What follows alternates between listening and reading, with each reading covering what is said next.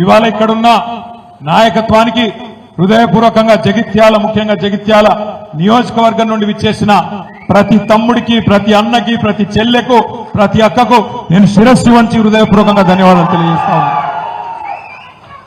ఎందుకంటే గాలికి గడ్డపారలు కొట్టుకపోవు, గట్టి నాయకులు కొట్టుకపోరు. గాలికి కొట్టుకపోయేటి గడ్డి పోచలు మాత్రమే. అట్లనే మీ ఎమ్మెల్యే ఒక గడ్డి పోచ లాంటి ఎమ్మెల్యే పోయింది తప్ప గడ్డపారల లాంటి నాయకులు, గట్టిగా ఉన్న నాయకులు మీరెవరు పోలే. ఇవాళ ఒక్క మాట మీరు యాద్ చేసుకోండి. ఇక్కడ గెలిచిన ఎమ్మెల్యే మొన్న మీరు చేస్తే ఎమ్మెల్యే అయింది. ఆయన ఎమ్మెల్యే మీరు చేస్తే అయింది తప్ప మిమ్మల్ని ఆయన తయారు చేయలే. మీరు కష్టపడి వందల వేల మంది కవితక్కతో సహా ఎంతో మంది కష్టపడితే ఒక్కడు ఎమ్మెల్యే అయింది. ఇవాళ ఎమ్మెల్యే దొంగలలో పోయిండు. రేవంత్ రెడ్డి ఇసిరే ఎంగిలి మెతుకుల కోసం ఆశపడిపోయిండు. కుండ వలిగితే వలిగింది కానీ కుక్క బుద్ధి తెలిసింది అన్నారు.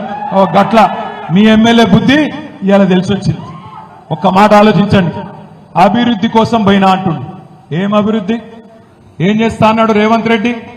కేసీఆర్ జగిత్యాల జిల్లా చేస్తే నేను జగిత్యాల జిల్లా రద్దు చేస్తానందుకు పోయినవా? లేదా కేసీఆర్ మెడికల్ కాలేజ్ పెడితే, నర్సింగ్ కాలేజ్ పెడితే దాన్ని రద్దు చేస్తా అంటే పోయినవా? దేనికోసం పోయినావు?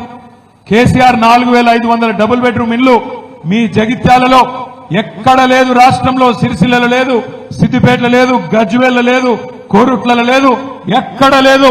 మీ జగిత్యాలలో 4500 డబుల్ బెడ్రూమ్లు కేసీఆర్ ఇస్తే దాన్ని అలా రద్దు చేయమని పోయినవా? దేనికోసం పోయిండు మీ ఎమ్మెల్యే? ఏ అభివృద్ధి ఆశించిపోయిండు? ఒకటే ఒక్క అభివృద్ధి అని ఆశించింది. వాళ్ళ ఇయ్యపోనికి బిల్లులు రావన్నట, ఈయన క్రష రాగద్దట. గంతే, ఏం లేదు. ఆయన సొంత అభివృద్ధి 4 డబ్బులు సంపాదించుకోవాలనే తాపత్రయం తప్ప మీకోసమో, ఊర్ల కోసమో, జగిత్యాల పట్టణం కోసమో పోలేదు. దయచేసి నేను మిమ్మల్ని కోరేది ఒకటే, మీ వల్ల ఎమ్మెల్యే అయ్యిండు, మీరు చేస్తే ఎమ్మెల్యే అయ్యిండు. నిజంగా రేషం ఉంటే డాక్టర్ సంజయ్, రేవంత్ రెడ్డి, నేను ఒక్కటే అడుగుతున్నా, దమ్ముంటే పదవికి రాజీనామా చేసి తిరిగి ప్రజల దగ్గరికి రా. చెప్తారు నువ్వు చేసింది కరెక్టా కాదా, ప్రజలు చెప్తారు. మీకు ఒక 2 విషయాలు నేను చెప్పాలా. మొదటిది ఏంటి అంటే, కొంతమంది అంటారు, అన్నా ఆనాడు మనం అధికారం ఉన్నప్పుడు కూడా కాంగ్రెస్ వాళ్ళని చేర్చుకున్నాం కదా, కాబట్టి ఇప్పుడు వాళ్ళు చేసేది కూడా కరెక్టే అని కొంతమంది అక్కడక్కడ కాంగ్రెస్ వాళ్ళు సన్నాయి నొక్కులు నొక్కుతారు. మనం చేసిన దానికి, వాళ్ళు చేసిన దానికి తేడా ఏందో మీకు తెలవాలి. ఈ పార్టీ ఫిరాయింపులు ఎవరు చాలు చేసిండ్రో కూడా మీకు తెలవాలి. ఒక్కసారి దయచేసి గతంలో చూడండి. ఈ భారతదేశంలో ఆయారాం గయారాం అనే కల్చర్, అనే సంస్కృతి, ఆ విషబీజానికి ఆనాడు మొక్క దొడిగింది ఎప్పుడు అంటే, ఆనాడు కాంగ్రెస్ ప్రభుత్వం శ్రీమతి ఇందిరాగాంధీ గారు ప్రధానమంత్రిగా ఉన్నప్పుడే హర్యానా రాష్ట్రంలో ఏ ఎమ్మెల్యే గెలిచినా వాళ్ళని గుంజుకునే సంస్కృతికి శ్రీకారం చుట్టిందే కాంగ్రెస్ ప్రభుత్వం. అందుకే భారతదేశంలో అంటారు, ఆయారాం గయారాం అనే సంస్కృతిని ఈ దేశ రాజకీయాల్లో తీసుకొచ్చిందే కాంగ్రెస్ పార్టీ. ఆ తర్వాత 2004లో మనతో పొత్తు పెట్టుకున్నారు. పొత్తు పెట్టుకొని మన ఎమ్మెల్యేలు 26 మంది గెలిస్తే, ఆనాడు అప్పుడున్న కాంగ్రెస్ నాయకులు, అప్పుడున్న కాంగ్రెస్ ప్రభుత్వం మన 10 మంది ఎమ్మెల్యేలను ఆనాడు ఆ పార్టీలో కలుపుకునే ప్రయత్నం చేసింది. చేసిన తర్వాత 2014లో ఈ రాక్షసులతో కొట్లాడి ఇదే కాంగ్రెస్ పార్టీ మెడలు వంచి మీ ఆశీర్వాదంతో, తెలంగాణ ప్రజల దయతో ఆనాడు కేసీఆర్ గారి నాయకత్వంలో తెలంగాణ సాధించుకున్న తెలంగాణలో 2014 తర్వాత మీ అందరికీ యాదకుండాలి, ఈ రోజున్న ముఖ్యమంత్రి రేవంత్ రెడ్డి 50 లక్షల రూపాయలతో మన ఎమ్మెల్యేలను కొనుగోలు చేసేందుకు ఆనాడు వచ్చి అడ్డంగా దొరికిపోయి జైలుకు కూడా పోయిన విషయం కూడా మీ అందరికీ కూడా యాదకుండాలి. ఆ రోజు మన ప్రభుత్వాన్ని పడగొట్టే ప్రయత్నం చేస్తే, మన ఎమ్మెల్యేలను పైసలు పెట్టి ఎత్తుకపోయే ప్రయత్నం చేస్తే, తెలంగాణ కొత్త రాష్ట్రంగా ఏర్పడ్డా వీళ్ళు నలుపుకోలేకపోతున్నారు. నడపచాతన అయితే లేదు వీళ్లకు పరిపాలన దక్షత లేదు, దమ్ము లేదు, రాజకీయ స్థిరత్వం లేదు అనే పరిస్థితి వస్తే, ఆనాడు తెలుగుదేశం పార్టీ, బీఎస్పీ పార్టీ ఆ రోజు 3/2 మంది మన పార్టీలో విలీనమైంది. మన పార్టీ ఒక్కొక్కరిని ఎమ్మెల్యేలు తీసుకోలే, రాజ్యాంగబద్ధంగా రాజ్యాంగంలోనే ఉంది. ఏదన్నా ఒక శాసనసభ పక్షం 3/2 మంది కనుక వచ్చి ఇంకో పార్టీలో చేరితే అది రాజ్యాంగబద్ధమని చెప్పి చట్టబద్ధమని చెప్పి రాజ్యాంగంలో ఉంది. మనం ఎన్నడూ రాజ్యాంగాన్ని తుంగలదొక్కలేదు, చట్టాన్ని తుంగలదొక్కలేదు. బీఎస్పీ 2 ఎమ్మెల్యేలు గెలిస్తే వాళ్ళిద్దరు వచ్చి చేరిండ్రు. 15 మంది టీడీపీ ఎమ్మెల్యేలు గెలిస్తే 10 మంది వచ్చి చేరిండ్రు. కాంగ్రెస్ వాళ్ళు 18 మంది గెలిస్తే 12 మంది వచ్చి చేరిండ్రు. రాజ్యాంగబద్ధంగా 3/2 మంది శాసనసభ్యులు వచ్చి చేరిండ్రు తప్ప ఒక్కొక్కడు వచ్చి ఒక పార్టీలో గెలిచి ఇంకో పార్టీ కండువా కప్పుకోలే. కానీ ఈ రోజు నేను అడుగుతా ఉన్నా రేవంత్ రెడ్డిని, ఏమన్నాడు రేవంత్ రెడ్డి ఆనాడు కాంగ్రెస్ ఎమ్మెల్యేలు చేరుతున్నప్పుడు ఏం మాటలు మాట్లాడిండో ఒక్కసారి మీరు వినాలని చెప్పి ఈ టీవీ పెట్టిపించినాం. ఒక్కసారి వినండి, అది ప్లే చేయమని చెప్పి మా తమ్ముని కోరుతా ఉన్నా. ఈ వేదిక మీద నుంచి చెప్తున్నా, కాంగ్రెస్ పార్టీలో టికెట్లు పొంది గెలిచిన వాళ్ళు పార్టీ ఫిరాయిస్తే మా కార్యకర్తలకు విజ్ఞప్తి చేస్తున్నా, రాళ్లతో కొట్టి చంపండి, గ్రామ బహిష్కరణ చేయండి. ఆ సన్నాసులు మీ చెమట మీ రక్తాన్ని దారబోసి భుజాల మీద మోసి మీరు గెలిపించి శాసనసభకు పంపిస్తే ఈ సన్నాసులు ప్రలోభాలకి లొంగిపోయి పార్టీలు ఫిరాయిస్తున్నారు. నేను కాంగ్రెస్ పార్టీ కార్యకర్తలకు ఒకటే విజ్ఞప్తి చేస్తున్నా, ఎవడైతే మన పార్టీ హస్తం గుర్తు మీద గెలుస్తాడో రాజీనామా చేయకుండా పార్టీ మారితే రాళ్లతో కొట్టండి, రాళ్లతో కొట్టి చంపండి. గ్రామాలలో అప్పుడప్పుడు చూస్తుంటాం, పిచ్చి కుక్కలు ఊర్లో స్వైర విహారం చేసి ప్రజల్ని కరిస్తే తరిమి రాళ్లతో కొట్టేట్లయితే చంపుతారో, కాంగ్రెస్ పార్టీ బీ ఫామ్ మీద గెలిచి రాజీనామా చేయకుండా పార్టీ ఫిరాయించిన వాళ్ళను రాళ్లల్లో ఊర్లలోకి వస్తే రాళ్లతో కొట్టండి అని చెప్పి నేను కాంగ్రెస్ పార్టీ కార్యకర్తలకు విజ్ఞప్తి చేస్తున్నా. మరి ఇప్పుడు మనం ఆలోచించాలా? ఇప్పుడు రేవంత్ రెడ్డి చెప్పాలా ఎవరు పిచ్చి కుక్క, మరి ఎవలను రాళ్లతో కొట్టి చంపాలా? ఒక పార్టీ బీఫామ్ మీద గెలిచినోడు ఇంకో పార్టీలకు పోతే మీ చెమటతో మీ రక్తంతో మీరు గెలిపిస్తే గెలిచినోడు ఇంకో పార్టీలకు ఫిరాయిస్తే ముఖ్యమంత్రి రేవంత్ రెడ్డి చెప్పిండు, ఏమన్నాడు? రాళ్లతోని కొట్టి చంపమన్నాడు. నేను అంటలేను, నా మీద కేసు పెట్టగలరు, ఆయన పేపర్ వాళ్ళు ఉల్టా రాశారు. నేను అంటుంది ఏంటంటే రేవంత్ రెడ్డి చెప్పిండు, మరి ఇలా ఎవరిని కొట్టాలి? రాళ్లతోని రేవంత్ రెడ్డిని కొట్టన్నా? పిచ్చి కుక్కలేక ఎవరిని కొట్టాలి? లేకపోతే మీ ఎమ్మెల్యే సంజయ్ని కొట్టన్నా? ఎవరిని కొట్టాలి మరి? అందుకే అంటున్నా, ఎవరిని రాళ్లతోనో ఇంకోటి దాంతోనో కొట్టే అవసరం లేదు. రేవంత్ రెడ్డి నువ్వు మొగోను అయితే నీకు దమ్ముంటే తీసుకున్న 6 ఎమ్మెల్యేలతో రాజీనామా చేపి ఓట్లతోని కొట్టి ఆ 6 కూడా శాశ్వతంగా రాజకీయ సమాధి చేసే బాధ్యత తెలంగాణ సమాజం తీసుకుంటుందనే మాట నేను విజ్ఞప్తి చేస్తున్నా. రేవంత్ రెడ్డి రెగ్యులర్ గా అంటుంటాడు, మొగోనివైతే ఇది చేయి, మొగోనివైతే అది చేయి. నేను అంటున్నా, రేవంత్ రెడ్డి మొగోనివైతే ఆ 6 రాజీనామా చేపి ఎలక్షన్లకు రా, జగిత్యాల ప్రజలు సమాధానం చెప్తారనే మాట నేను విజ్ఞప్తి చేస్తా ఉన్నా. ఇంకొక మాట, ఒక్క రేవంత్ రెడ్డే కాదు, కాంగ్రెస్ వాళ్ళందరూ మాట్లాడిండు శుద్ధపూసల లెక్క. ఇక వాళ్ళ అధ్యక్షుడు కాబోయే ప్రధానమంత్రి అట, ఇప్పుడు leader of opposition Rahul Gandhi, ఆయనే మాట్లాడిండు, అది కూడా పెడతాను. भाइयों और बहनों, अदानी जी और मोदी जी एक हैं। यहां की जो सिंगरेनी की माइंस हैं उनको हम प्राइवेटाइज नहीं होने देंगे।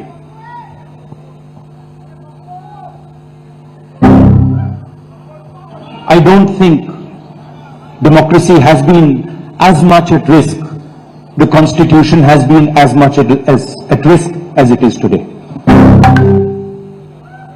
भाइयों और बहनों, ఆయన ఏం చెప్పిండంటే రాహుల్ గాంధీ గారు, నెక్స్ట్ జీవన్ రెడ్డి సాబ్ కూడా పెట్టవాలి. రాహుల్ గాంధీ గారు చెప్పిండు, ఏం చెప్పిండు? ఒక పార్టీలో గెలిచి ఇంకో పార్టీలో ఫిరాయిస్తే, ఒక పార్టీలో గెలిచి ఇంకో పార్టీలో ఫిరాయిస్తే ఆటోమేటిక్ డిస్క్వాలిఫికేషన్ చేస్తా అని నరికిండు. రాహుల్ గాంధీ ఎక్కడో కదా హైదరాబాద్ తుక్కు కూడా మీటింగ్ పెట్టి మేనిఫెస్టోలో పెట్టి, ఇప్పుడే రమణ యాద్ చేస్తుండు, మేనిఫెస్టోలో కూడా పెట్టిండు. మేనిఫెస్టోలో పెట్టుడే కాదు, దానికి ఒక అందమైన పేరు పెట్టిండు, న్యాయం అట, న్యాయం, పాంచ్ న్యాయ్ అని పేరు పెట్టిండు. ఆ పాంచ్ న్యాయాలు ఏమున్నది? ఎవడన్నా ఒక పార్టీలో గెలిచి ఇంకో పార్టీలో పోతే దొంగలలో కలిస్తే వాడిని ఆటోమేటిక్ డిస్క్వాలిఫికేషన్ చేస్తా అని ఈ మొగోడే చెప్పిండు ఈ సిపాయి. ఇక దాని మీదకెళ్ళి పాపం మన జీవన్ రెడ్డి సాబ్ 2-3 రోజులు ఆగమాగమైంది.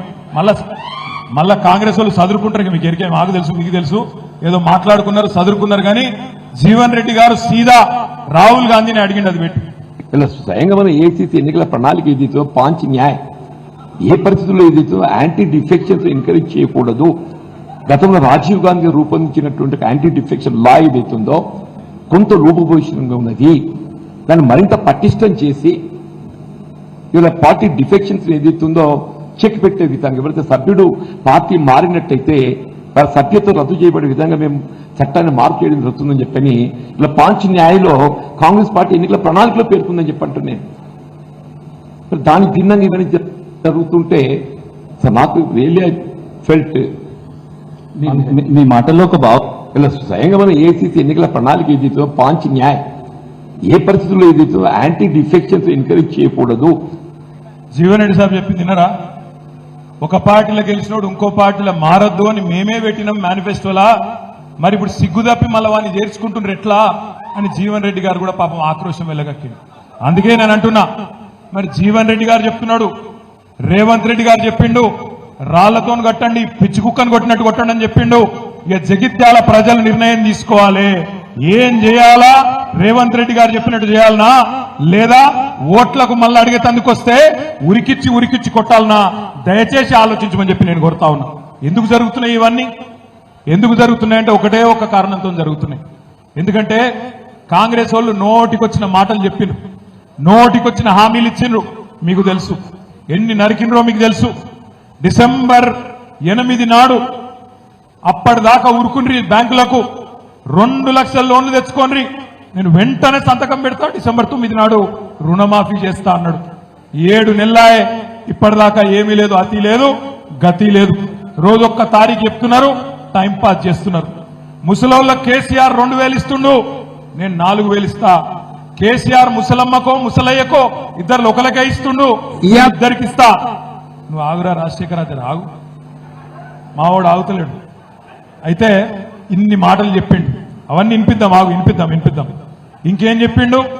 ఆడబిడ్డలందరికీ నెలకు 2500 ఇస్తా, కింటాల్కు 500 రూపాయల బోనస్ ఇస్తా. ఇంకా నోటికొచ్చిన మాటలు. బీసీలకు 42% రిజర్వేషన్ ఇస్తా, రాబోయే 5 ఏళ్లలో 1,00,000 కోట్లు ఖర్చు పెడతా, మైనారిటీలకు ఒక 20,000 కోట్లు ఖర్చు పెడతా. నోటికొచ్చిన హామీలు, నోటికొచ్చిన మాటలు 420 హామీలు, ఒకటి కాదు, 2 కాదు, 420 హామీలు ఇచ్చి గద్దెల కూర్చున్నాడు రేవంత్ రెడ్డి కాంగ్రెస్ ప్రభుత్వం. మరి ప్రజలు అడుగుతారు కదా, ఏమయ్యా రేవంత్ రెడ్డి ఏం సంగతి అని అడుగుతారు. అందుకే భయపడి ఏం చేస్తున్నాడు? ఎక్కడ కాంగ్రెస్ ఎమ్మెల్యేలలో కూడా ముసలం ముడుతుందో, ఎక్కడ ప్రజల ఒత్తిడికి తట్టుకోలేక కాంగ్రెస్ వాళ్ళు బేజారైతారో, అందుకే కొంతమంది ఎమ్మెల్యేలను కొనుక్కొని అక్కడ కొన్ని పైసలు వారేసి కొనుక్కొని కూర్చోబెట్టుకుంటే బొమ్మలోలే మీ సంజయ్ ఓలే బొమ్మలోలే కూర్చుంటారని చెప్పి ఆయన ఆలోచన. ఒక్కసారి వినండి, రేవంత్ రెడ్డి ఏమేం హామీలు ఇచ్చిండు తెలంగాణ ప్రజలకు, ఒక్కసారి వినండి అని చెప్పి నేను కోరుతా ఉన్నా. ఇవాళ రుణమాఫీ చేసిన వాళ్ళందరినీ నేను విజ్ఞప్తి చేస్తున్నా, ఎమ్మడే బ్యాంకు పోయి 2 లక్షలు తెచ్చుకోండి, డిసెంబర్ 9 నాడు నేను రాగానే మాఫీ చేస్తా. ఇవాళ చంద్రశేఖరరావు ఏమనుకుంటున్నా అంటే రుణమాఫీ చేసిన ఓట్లు నాకు పడతాయని. నేనేం చెప్తున్నా అంటే రుణమాఫీ అయిన వాళ్ళందరూ ఎమ్మడే పోయి మళ్ళీ 2 లక్షల రుణం తెచ్చుకోరి, డిసెంబర్ 9 నాడు నేను అవి మాఫీ చేస్తా. కాబట్టి రైతులందరికీ నేను విజ్ఞప్తి చేస్తున్నా. ఇప్పుడు రుణమాఫీ అయిందా? రుణమాఫీ డిసెంబర్ 9 నాడు సంతకం పెట్టిండా? మరి దాన్ని దృష్టి మరల్చాలంటే ఏం చేయాలి? ఎమ్మెల్యేలను కొనుక్కోవాలి, గుంజుకపోవాలి, గొర్రెలను బర్రెలను కొన్నట్టు వాళ్ళని కూడా తీసుకుపోయి దొడ్లే కట్టేసుకోవాలి. ఇంకోటి పెట్టుకుంటే 2000 వస్తుంది, కానీ ఒక్క నెల వాయిదా పడ్డదంటే వచ్చే నెల మేము 4000 ఇస్తాం. మా అక్కలకు మా పెద్దమ్మలందరికీ నేను చెప్తున్నా, వచ్చే నెల నుంచి ఇంటికి కరెంటు బిల్లు కట్టాల్సిన పని లేదు. మీ కరెంటు బిల్లు కాంగ్రెస్ పార్టీ కట్టది. 100 రూపాయలు కూడా కరెంటు మీకు కట్టాల్సిన పనే లేదు. టీవీ పెట్టుకోవచ్చు, ఫ్యాన్ వేసుకోవచ్చు, మంచిగా బాగా కరెంటు బిల్లు లేకుండా మీరు గృహలక్ష్మి పథకం కింద మీకు కరెంటు బిల్లు వస్తుంది. ఇప్పుడు తీసుకుంటే 10,000 వస్తుంది రైతు బంధు, కాంగ్రెస్ అధికారంలోకి వస్తే 15,000 వస్తుంది. ఇవాళ రుణం 10,000 పోతే 15, కేసీఆర్ ఉంటే 10,000, నేను వస్తే 15,000. అర్రాసు పాటలెక్కని వచ్చిందా 15,000? అసలు ఆ 10,000 వస్తుందా?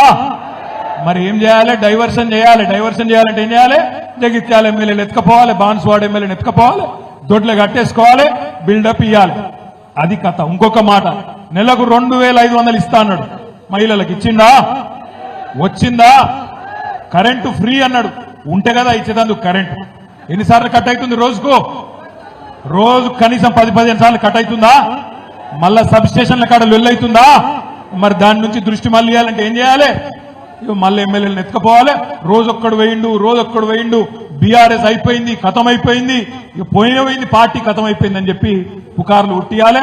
ఆయనకి ఇష్టమైన పత్రికలలో, టీవీలలో బ్రహ్మాండంగా రాపియాలి.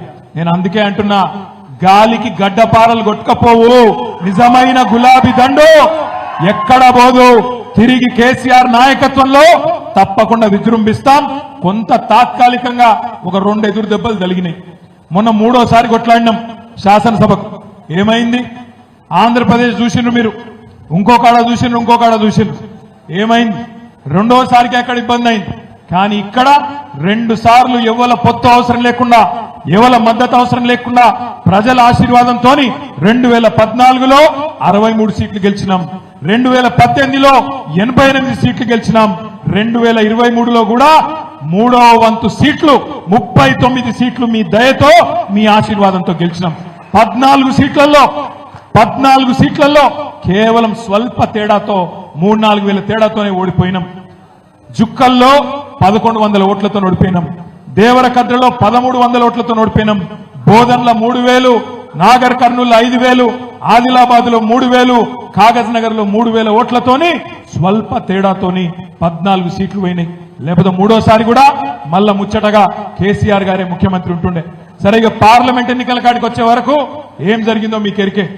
కింద కన్యాకుమారి నుంచి మొదలు పెడితే పైన కాశ్మీర్ దాకా ఒకటే తీరుగా మోడీ కావన్నా మోడీ వద్దా అనే దాని మీద ఎలక్షన్ జరిగింది. దాంతో ఏమైంది? సమాజం నిట్ట నిలువున చీలిపోయింది. కొంతమంది ఎన్డీఏలో ఉండే, కొంతమంది ఇండియా కూటమిలో ఉండే.